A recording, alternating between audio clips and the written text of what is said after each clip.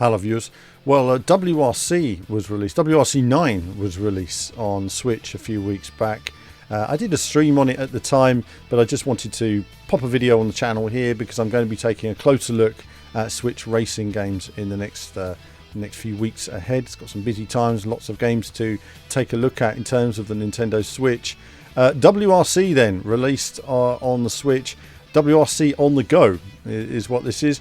In terms of the conversion, it's pretty much all there. Obviously there's a reduction in the graphics, and generally speaking the handling is, it may be very similar or even the same as the console versions, but for me, I play with a wheel on the PC. I get 60 FPS and lusher visuals. You dial that back, you're using it on the little nubs, as it were, and it's hard to get a feel for the game. Also, one of the big issues with the Switch, as I grab my Switch here, is the lack of analog in terms of the buttons.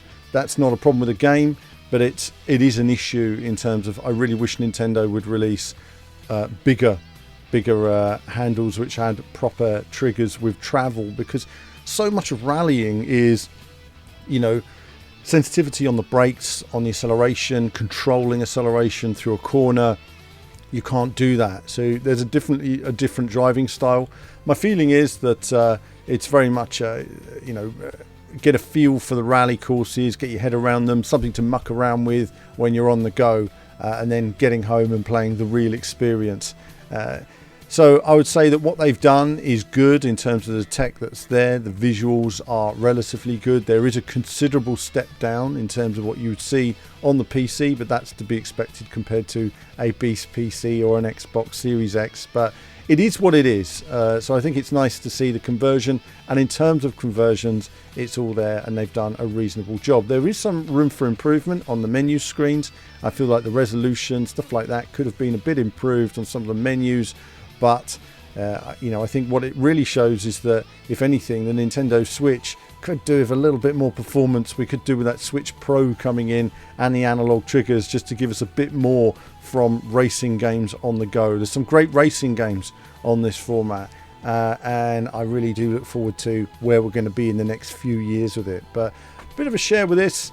Again, I'll play it a bit more on a stream at some point, or maybe I won't actually. Maybe I'll just make videos on it instead.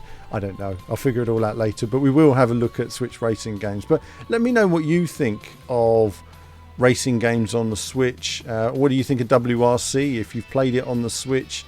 As I say, it is different, but I think given the limitations of the hardware, it is what it is. Though probably in terms of racing games, well, actually I'm not going to give any of that away. I'm going to talk about my range of some of my top racing games on a future video. But that's it from me for now, for a bit of WRC 9. I look forward to WRC 10 coming soon. Obviously it's not going to be long now until we see a bit of gameplay, hopefully a hands-on at some point, and then look forward to the next step.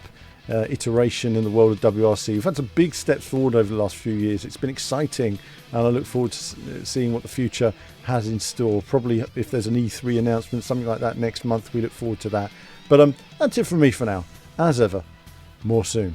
Thanks for watching today, viewers. I hope you enjoyed the video, and do like and subscribe. It supports what we do. You can go to the website directly above me here, or check out a couple of other videos on the channel. Perhaps things you're interested in terms of racing games, whether it be new or retro. It's all there. Check them out.